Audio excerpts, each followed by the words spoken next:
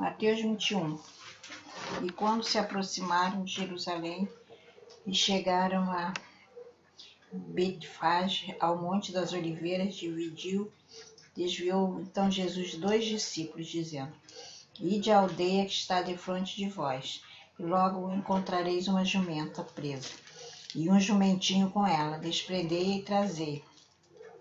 E se alguém vos disser alguma coisa, direis que o Senhor os há de mister, e logo os enviará. Ora, tudo isto aconteceu para que se cumprisse o que foi dito pelo profeta. Dizei à filha de Sião: eis que o teu rei aí te vem manso e assentado sobre uma jumenta, e sobre um jumentinho, filho de animal de carga. E indo os discípulos e fazendo como Jesus ordenara, trouxeram a jumenta, e sobre eles puseram seus vestidos, e fizeram-no assentar em cima. Muitíssima gente estendia os seus vestidos pelo caminho, e outros cortavam ramos de árvores e os espalhavam pelo caminho. E a multidão que ia adiante e a que seguia clamava, dizendo: Hosana ao filho de Davi, bendito que vem em nome do Senhor, Hosana nas alturas. E entrando ele em Jerusalém, toda a cidade se alvoroçou, dizendo: Que é este? E a multidão dizia: É Jesus, profeta de Nazaré da Galiléia. E entrou Jesus no templo de Deus e expulsou todos os que vendiam e compravam no templo. E derrubou as mesas dos cambistas e as cadeiras dos que vendiam pombas. E disse-lhe: Está escrito, a minha casa será chamada casa de oração, mas vós a tendes convertido em covil de ladrões. E foram ter com ele ao templo cegos, coxos e coroos. Vendo então os principais dos sacerdotes e os escribas as maravilhas que fazia, e os meninos clamando no templo: Hosana ao filho de Davi, indignaram-se. E disseram-lhe: Ouve o que estes dizem. Jesus disse: Sim, nunca leste pela boca dos meninos e das criancinhas de peito tiraste o perfeito louvor? E deixando-os saiu da cidade para Betânia, e ali passou a noite. E de manhã, voltando para a cidade, teve fome. E avistando uma figueira perto do caminho, dirigiu-se a ela. E não achou nela senão folhas, e disse: Nunca mais nasça fruto de ti. E a figueira secou imediatamente. E os discípulos, vendo isto, maravilharam-se, dizendo: Como secou esta figueira? Jesus, porém, respondendo, disse: Em verdade vos digo, que se tiverdes fé e não duvidardes, não só fareis o que foi feito à figueira, mas até se a este monte disser: Ergue-te e precipita-te no mar, assim será feito. E tudo que pedirdes na oração, crendo, recebereis. E chegando ao templo, acercaram-se dele, estando já ensinando os príncipes dos sacerdotes e os anciãos do povo, dizendo: Com que autoridade fazes isto? E quem te deu tal autoridade? E Jesus respondendo disse: Eu também vos perguntarei uma coisa, se me disserdes, também eu vos direi com que autoridade faço isto. O batismo de João, de onde era? Do céu ou dos homens? E pensavam entre si, dizendo: Se dissermos do céu, ele nos dirá: Então por que não creste? E se dissermos dos homens, tememos o povo, porque todos consideram João como profeta. E respondendo a Jesus, disse: Não sabemos. Ele disse-lhes: Nem eu vos digo com que autoridade faço isto. Mas que vos parece? O homem tinha 2 filhos, e dirigindo-se ao primeiro, disse: Filho, vai trabalhar hoje na minha vinha. Ele, porém, respondendo, disse: Não quero. Mas depois, arrependendo-se, foi. E dirigindo-se ao segundo, falou de igual modo. E respondendo, disse: Eu vou, Senhor. E não foi. Qual dos 2 fez a vontade do Pai? Disseram-lhe eles: O primeiro, disse Jesus. Em verdade vos digo que os publicanos e as meretrizes entram adiante de vós no reino de Deus. Porque João veio a vós no caminho de justiça, e não crestes, mas os publicanos e as meretrizes o creram. Vós, porém, vendo isto, nem depois vos arrependeste para crer. Ouvi ainda outra palavra. Houve um homem, pai de família, que plantou uma vinha e circundou-a de um valado, e construiu nela um lagar, e edificou uma torre, e arrendou-a a uns lavradores, e ausentou-se para longe. E chegando o tempo dos frutos, enviou os seus servos aos lavradores, para receber os frutos. E os lavradores, apoderando-se dos servos, feriram um, mataram outro e apedrejaram outro. Depois enviou outro servo, em maior número do que os primeiros, e eles fizeram-lhe o mesmo. E por último enviou-lhe seu filho, dizendo: terão respeito a meu filho. Mas os lavradores, vendo o filho, disseram entre si: este é o herdeiro, vinde, matemo-lo e apoderemo-nos de sua herança. E lançando mão dele, o arrastaram para fora da vinha e mataram. Quando, pois, vier o senhor da vinha, que fará aqueles lavradores? Disseram-lhe eles: dará afrontosa morte aos maus, e arrendará a vinha e outros lavradores, que o seu tempo lhe deem os frutos. Disse-lhe Jesus: nunca leste nas Escrituras a pedra que os edificadores rejeitaram? Essa foi posta por cabeça do ângulo pelo Senhor, foi feito isto, e é maravilhoso aos nossos olhos. Portanto, eu vos digo que o reino de Deus vos será tirado, e será dado a uma nação que dê frutos. E quem cair sobre esta pedra, despedaçar-se-á, e aquele sobre quem ela cair ficará reduzido a pó. E os príncipes dos sacerdotes e os fariseus, ouvindo estas palavras, entenderam que falava deles. E pretendendo prendê-lo, recearam o povo, porquanto o tinham por profeta. Mateus 22. Então Jesus, tomando a palavra, tornou a falar-lhe em parábolas, dizendo: o reino dos céus é semelhante a um certo rei, que celebrou as bodas do seu filho. E enviou os seus servos a chamar os convidados para as bodas. E estes não quiseram vir. Depois enviou outros servos, dizendo: dizei aos convidados: eis que tenho o meu jantar preparado, os meus bois e cevados, já mortos, e tudo já pronto, vinde às bodas. Porém eles, não fazendo caso, foram um para o seu campo, outro para o seu tráfico. E os outros, apoderando-se dos servos, os ultrajaram e mataram. E o rei, tendo notícia disto, encolerizou-se e, enviando os seus exércitos, destruiu aqueles homicidas e incendiou sua cidade.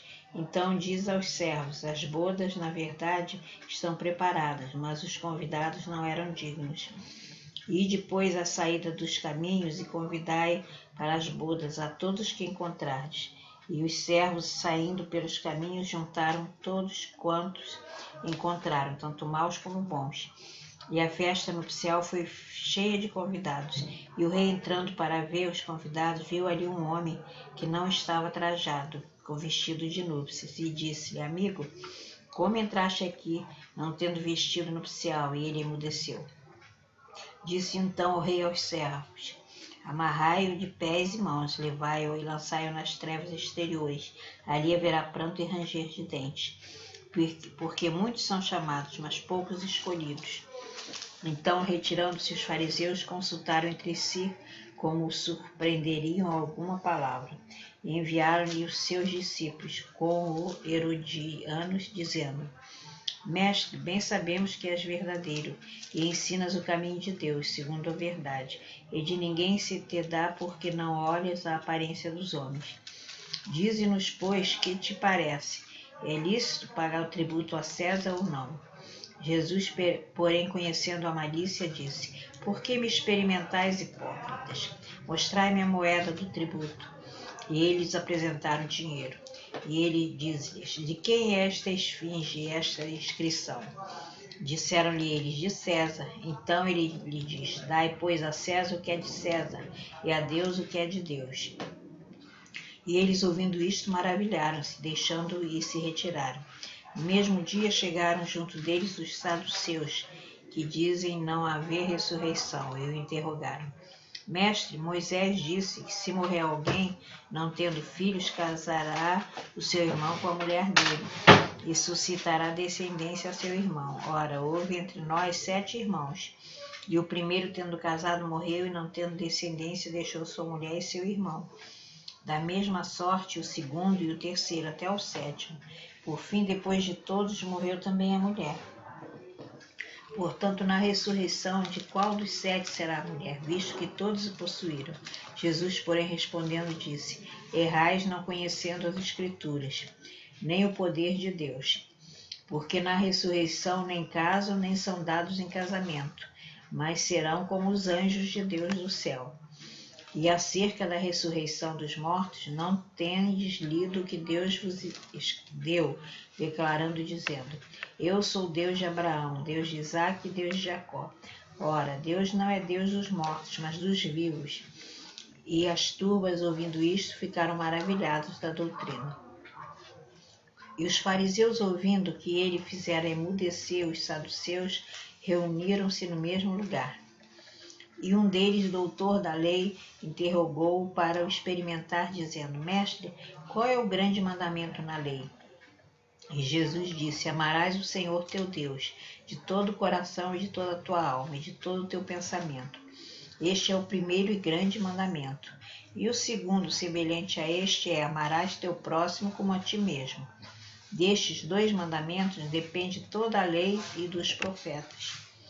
E estando reunidos os fariseus, interrogaram Jesus: Que pensais vós do Cristo? De quem é filho? Eles disseram: De Davi. Disse-lhes eles: Como é então que Davi, em espírito, lhe chama Senhor, dizendo: Disse o Senhor ao meu Senhor: Assenta-te à minha direita, até que eu ponha os teus inimigos por escabelo dos teus pés. Se Davi, pois, lhe chama Senhor, como é seu filho? E ninguém podia responder uma palavra, nem desde aquele dia ousou mais ninguém interrogá-lo. Mateus 23. Então falou Jesus à multidão e aos discípulos, dizendo: Na cadeira de Moisés estão assentados os escribas e fariseus. Observai, pois, e praticai tudo o que vos disserem. Mas não procedais em conformidade com as suas obras, porque dizem e não praticam. Pois atam fardos pesados e difíceis de suportar, e os põem aos ombros dos homens. Eles, porém, nem com o dedo querem movê-los, e fazem todas as obras a fim de serem vistos pelos homens. Pois trazem largos filatérios e alargam as franjas dos vestidos, e amam os primeiros lugares nas ceias e as primeiras cadeiras nas sinagogas, e as saudações nas praças e ao serem chamados pelos homens rabi. Vós, porém, não queirais ser chamados rabi, porque um só é o vosso mestre, a saber, o Cristo, e todos vós sois irmãos. E a ninguém na terra chameis vosso Pai, porque um só é o vosso Pai, o qual está nos céus. Nem vos chameis mestres, porque um só é o vosso mestre, que é Cristo. Porém, o maior dentre vós será no vosso servo, e o que a si mesmo se exaltar será humilhado, e o que a si mesmo se humilhar será exaltado. Mas ai de vós, escribas e fariseus hipócritas, pois que fechais aos homens o reino dos céus, e nem vós entrais, nem deixais entrar os que estão entrando. Ai de vós, escribas e fariseus hipócritas, pois que devorais as casas das viúvas sob pretexto de prolongadas orações. Por isso sofrereis mais rigoroso juízo. Ai de vós, escribas e fariseus, pois que percorreis o mar e a terra para fazer um prosélito, e depois de o teres feito, fazeis filho do inferno 2 vezes mais do que vós. Ai de vós, condutores cegos, pois dizeis: qualquer que jurar pelo templo, isso nada é, mas o que jurar pelo ouro do templo, esse é devedor. Insensatos e cegos, pois qual é maior, o ouro ou o templo, que santifica o ouro? E aquele que jurar pelo altar, isso nada é, mas aquele que jurar pela oferta que está sobre o altar, esse é devedor. Insensatos e cegos, pois qual é maior, a oferta ou o altar que santifica a oferta? Portanto, o que jurar pelo altar, jura por ele, e por tudo que sobre ele está. E o que jurar pelo templo, jura por ele, e por aquele que nele habita. E o que jurar pelo céu, jura pelo trono de Deus. e por aquele que está sentado nele. Ai de vós, escribas e fariseus hipócritas, pois que dizimais o hortelã, o endro, o cominho, e desprezais o mais importante da lei, o juízo, a misericórdia, a fé. Deveis, porém, fazer estas coisas e não omitir aquelas. Condutores cegos, que coais um mosquito e engolis um camelo. Ai de vós, escribas e fariseus hipócritas, pois limpais o exterior do copo e do prato, mas o interior está cheio de rapina e de iniquidade. Fariseu cego, limpa primeiro o interior do copo e do prato, para que também o exterior fique limpo. Ai de vós, escribas e fariseus, pois que sois semelhantes aos sepulcros caiados, que por fora realmente parecem formosos, mas interiormente estão cheios de ossos, de mortos e de toda a imundícia. Assim também vós exteriormente pareceis justos aos homens, mas interiormente estáis cheios de hipocrisia e de iniquidade. Ai de vós, escribas e fariseus hipócritas, pois que edificais os sepulcros dos profetas, adornais os monumentos dos justos, e dizeis, se existíssemos no tempo de nossos pais, nunca nos associaríamos com eles, para derramar sangue dos profetas. Assim vós mesmo testificais que sois filhos dos que mataram os profetas. Enchei vós, pois, a medida de vossos pais. Serpentes, raça de víboras, como escapareis da condenação do inferno? Portanto, eis que eu vos envio profetas sábios e escribas, e a uns deles matareis e crucificareis, e a outros deles açoitareis nas vossas sinagogas, e os perseguireis de cidade em cidade, para que sobre vós caia todo o sangue do justo que foi derramado sobre a terra, desde o sangue de Abel, o justo, até o sangue de Zacarias, filho de Baraquias, que mataste entre o santuário e o altar. Em verdade vos digo que todas estas coisas hão de vir sobre esta geração. Jerusalém, que matas os profetas e apedrejas os que te são enviados. Quantas vezes quis eu juntar os teus filhos, como a galinha junta os pintos debaixo das asas, e tu não quiseste. Eis que a vossa casa vai ficar-vos deserta, porque eu vos digo que desde agora me não tereis mais, até que digais, bendito que vem em nome do Senhor. Mateus 24. E quando Jesus ia saindo do templo, aproximaram-se dele os seus discípulos para lhe mostrarem a estrutura do templo. Jesus, porém, disse, não vedes tudo isto? Em verdade vos digo, que não ficará aqui pedra sobre pedra que não seja derrubada. E estando assentado no Monte das Oliveiras, chegaram-se a ele seus discípulos, em particular, dizendo, dize-nos quando serão estas coisas, e que sinal haverá da tua vinda e no fim do mundo? E Jesus respondendo disse, acautelai-vos que ninguém vos engane, porque muitos virão em meu nome, dizendo, eu sou o Cristo, e enganarão a muitos. E ouvireis guerras, rumores de guerra. Olhai, não vos assusteis, porque é mister que isso tudo aconteça, mas ainda não é o fim. Porquanto se levantará nação contra nação, reino contra reino, e haverá fome, peste, terremotos em vários lugares. Mas todas estas coisas são o princípio das dores. Então vos hão de entregar para serdes atormentados, e vos matarão, e sereis odiados de todas as gentes por causa do meu nome. Nesse tempo muitos serão escandalizados, e trair-se-ão uns aos outros, e uns aos outros se aborrecerão. E surgirão muitos falsos profetas, enganarão a muitos. E por se multiplicar a iniquidade, o amor de muitos esfriará. Mas aquele que perseverar até o fim, este será salvo. E este evangelho do reino será pregado em todo o mundo, em testemunho a toda a gente, então virá o fim. Quando, pois, virdes que a abominação da desolação, de que falou o profeta Daniel, está no lugar santo, quem lê, entenda. Então os que estiverem na Judéia fujam para os montes, e quem estiver sobre o telhado não desça a tirar alguma coisa de sua casa. Quem estiver no campo não volte atrás a buscar os vestidos, mas ai das grávidas e das que amamentarem naqueles dias. E orai para que a vossa fuga não aconteça no inverno nem no sábado, porque haverá então grande aflição, como nunca houve desde o princípio do mundo até agora, nem tampouco há de haver.